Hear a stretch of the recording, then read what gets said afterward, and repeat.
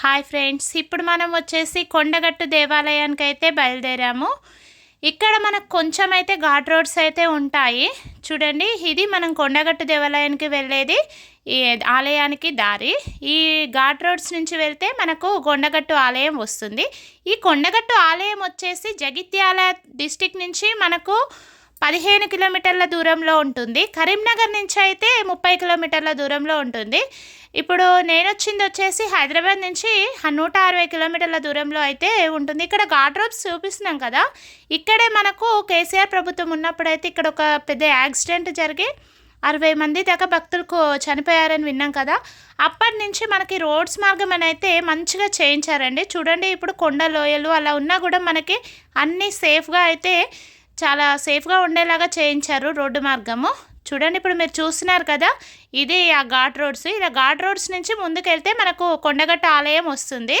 ఇప్పుడు సమ్మర్ కదా, అందుకోసమే ఈ చెట్లలో ఇవన్నీ మనకు కొండగట్టు అనగానే ఫస్ట్ మనకి కోతులు అయితే గుర్తొస్తాయి. బట్ ఇక్కడ కొన్ని ఎండ అయ్యి కొంచెం తక్కువగా కనిపిస్తున్నాయి. మనకు మెయిన్ టెంపుల్ దగ్గర అయితే చాలా ఉంటాయి. చూడండి, వెహికల్స్ కూడా చాలా వెళ్తున్నాయి. ఇక్కడ హెవీ లోడ్స్ కానీ బస్సెస్ కానీ పైనకైతే అలో లేవు. ఓన్లీ ఓన్ వెహికల్స్లో వెళ్ళే వారికే ఇక్కడికి వరకు రావడానికి ఉంది. మెట్ల మార్గం కూడా మనకు ముందే ఉంటుంది, అక్కడి నుంచి వెళ్ళాలి. ఇది వచ్చేసి ఓన్లీ మనకు ఓన్ వెహికల్స్లో వచ్చే వారికి మార్గం ఇది. ఇక్కడ నుంచి మనం వెళ్ళాలి. ఇక్కడైనా పార్క్ చూడండి, మెయిన్ కమాన్ వచ్చేసి ఇది శ్రీ ఆంజనేయ స్వామి దేవాలయం.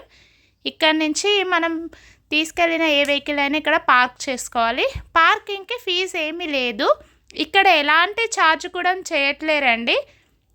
చూడండి, ఇలాగే మనము ఇక్కడ సైడ్కి పార్క్ చేసేసుకొని మెయిన్ టెంపుల్ లోపలికి అయితే వెళ్ళొచ్చు. ఇక్కడైతే మేము పార్క్ చేసాము. ఇలా పార్క్ చేసేసి కొంచెం ముందుకు వెళ్దాని అప్పుడు మనకి ఆ సైడ్కి అవన్నీ కనిపించేటివి అయితే వసతి గృహాలు. ఆ వసతి గృహాలు అంటే ఇక్కడికి వచ్చిన భక్తులు వచ్చేసి ఆ వసతి అంటే సేద తీరడానికి ఉండే రూమ్స్ అయితే ఇక్కడ అవైలబుల్ ఉంటాయి. 250 రూపాయలు అయితే ఛార్జ్ చేస్తారు. అన్నదాన సత్రం కూడా మనకు ఇక్కడ ఉంటుంది. కాకపోతే వచ్చిన భక్తులు మాత్రం మోస్ట్లీ ఇక్కడ ఉన్న బయట ప్రాంగణాల్లోనే పడుకుంటాం, ఎందుకంటే అన్ని విధాల సౌకర్యం ఉంటుంది. ఒకవేళ అలా కాదు అన్న వారికి అలా రూమ్స్ ఉన్నాయి. ఇలా ఇక్కడ వచ్చేసి వాహనాల పూజ చేయించుకునే వారికైతే ఇక్కడ ఛార్జ్ చేస్తారు.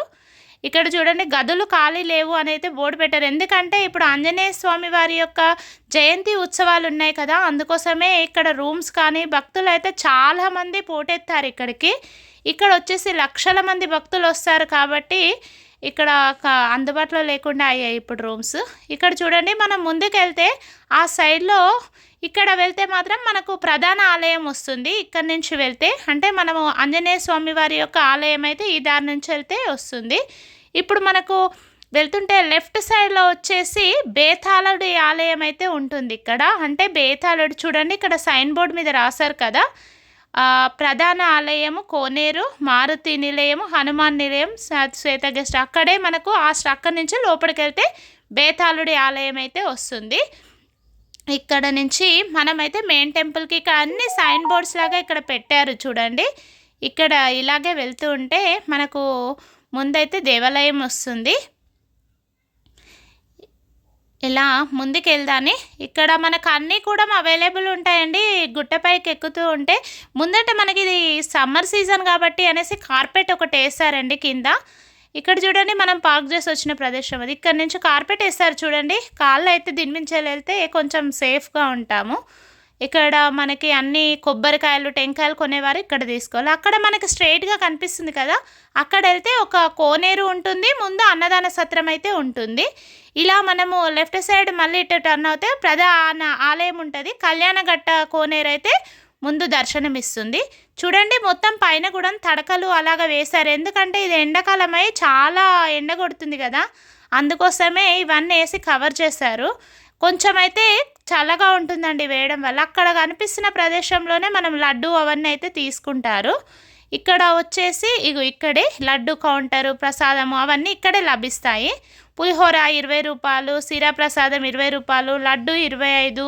ఇక్కడ సైన్ బోర్డులో కూడా రాసి పెట్టారు, ఇక్కడ తీసుకోవాలి మనం తీసుకుంటే. ఇది వచ్చేసి ప్రత్యేక దర్శనానికి దారి.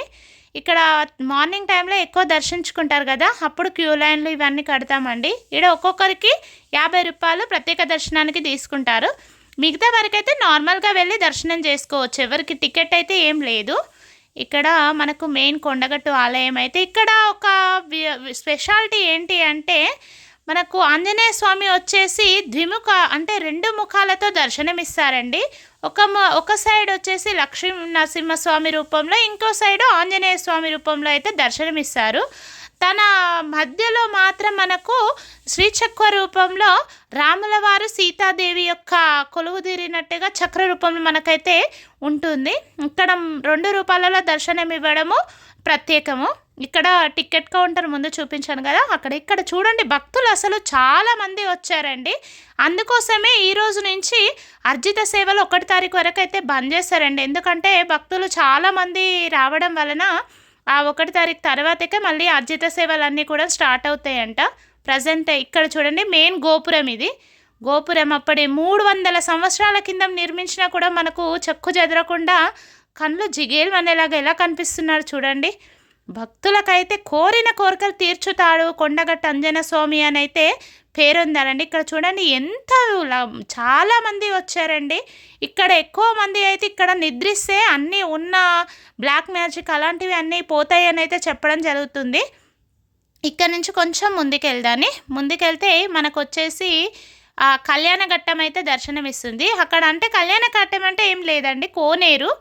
అది కోనేరు వచ్చేసి మనకు ఇక్కడ మెయిన్ టెంపుల్ దూరం నుంచి చూడండి ఇలాగా ఉంది గోపురము మనకు కనిపిస్తుంది. ఇక్కడ ఆలయానికి ముందే భక్తులందరూ కూడా నిద్రిస్తే 41 రోజు నిద్రిస్తే వాళ్ళకు పట్టిన అన్ని భూత పిశాచాలు అలా పట్టిన వారందరి వదిలిపోతాయి అని అయితే నమ్మడం జరుగుతుంది. అందుకే 41 రోజులు దీక్ష చేస్తారు ఇక్కడ. అంటే 41 రోజులు దీక్ష చేసి ఇక్కడే వండుకొని తిని ఉంటారు. ఇక్కడ వండుకోవడానికి కూడా అన్ని ఫెసిలిటీస్ ఉన్నాయి. ఇలాగే ముందుకెళ్దాని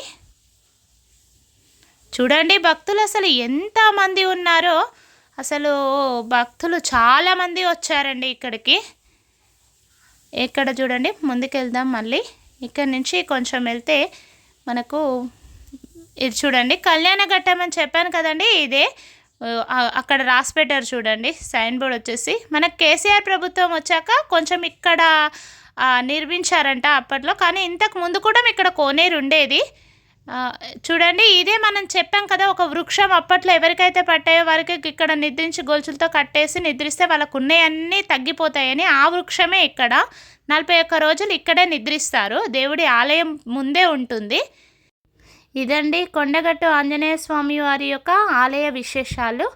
ఈ వీడియో చూసిన ప్రతి ఒక్కరికి థ్యాంక్ యూ.